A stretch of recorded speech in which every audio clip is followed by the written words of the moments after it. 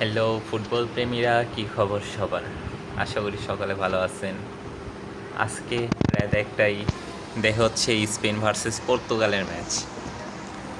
So এই জায়গাতে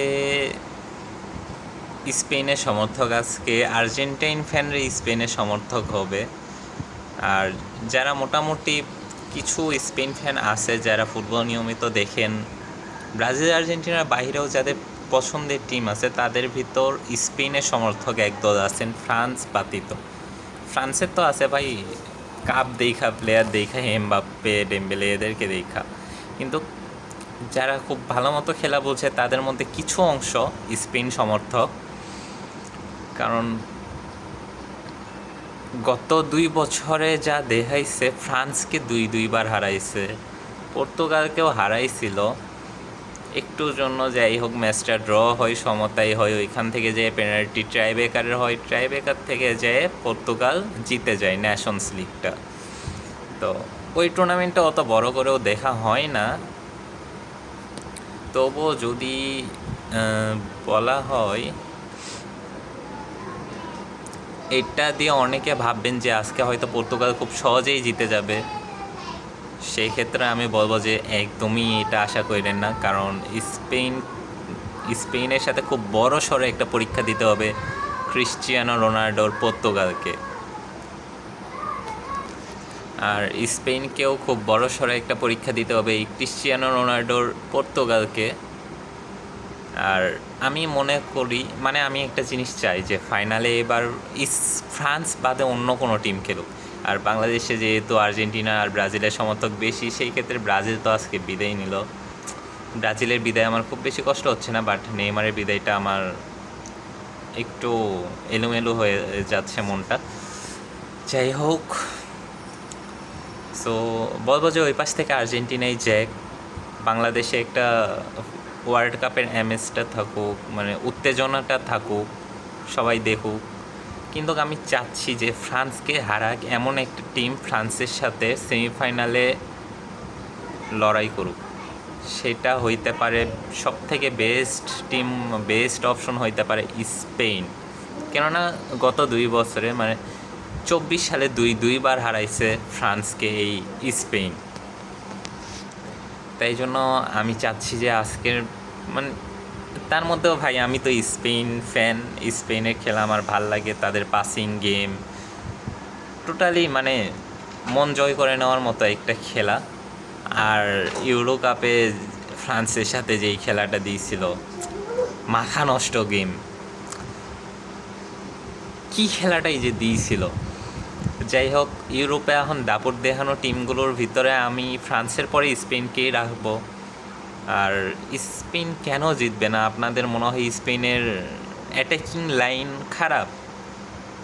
এই কয়েকটা খেলা দেখে আপনাদের মনে হইতেই পারে, বাট আমি বলবো যে স্পেন এখনও মেইন খেলা শুরুই করে নাই, শুরু করবে এখন। আর আপনারা ওয়ারজাবালকে যতটা ছোট করে দেখতেছেন, সে কিন্তু ততটাই বড় মাপের একটা, মানে অঘটন ঘটাইতে টাইম নেবে না। ওয়ারজাবাল কিন্তু ভালো মাপের একটা স্ট্রাইকার। স্পেনের ক্ষেত্রে ইন্টারন্যাশনাল ম্যাচগুলোতে ওয়ারজাবাল অন্যরকম একটা ওয়ারজাবালকে আমরা দেখতে পাই। ক্লাব ফুটবলে যা হয় হোক। দেন লামিন ইয়ামাল আছে, সব থেকে বড় প্লাস পয়েন্ট স্পেনে, ফ্রান্সে, দুইটা দেশে আর কি ইয়ং ফুটবলার অনেক, প্রায় সবগুলোই ইয়ং ফুটবলার। আর সেই ক্ষেত্রে স্পেনে আছে লামিন ইয়ামাল, নিকো উইলিয়ামস, দুই উইঙ্গে দুইটা জাদুকর, যাদের খেলা দেখলে আপনি মুগ্ধ হতে বাধ্য।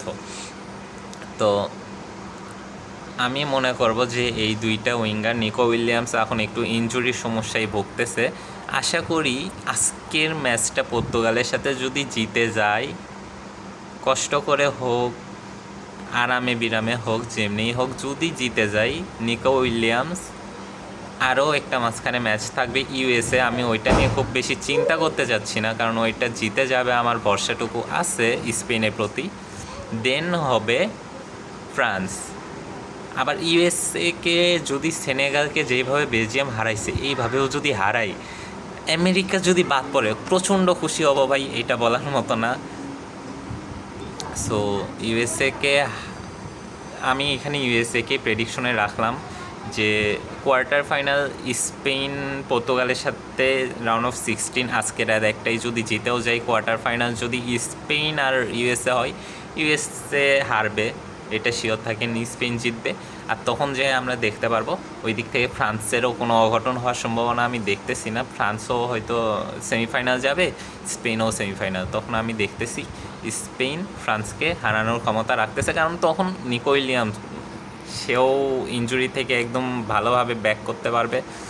আর ভাই দুইটা উইং থেকে ওয়ারজাবালকে যখন এত এত পাস দেওয়া হবে, মানে তাদের খেলা সত্যি অসাধারণ। তাদের ক্রস বলেন, যেটাই বলেন, বল প্লে মেকার মানে অন্য লেভেলের। ওরা ওদের সময় এখনও অনেক পড়ে আছে ভাই, তাদের বয়স কত, এখনও ছোট, তারা অনেক কিছু করে দেখাবে। সো যারা স্পেনে ভাবতেছেন পর্তুগালের সাথে হারতে পারে, আমি বলবো যে ভরসা রাখেন, পর্তুগালের সাথে জিতবে স্পেন। আর যদি হারে কিছু করার নাই।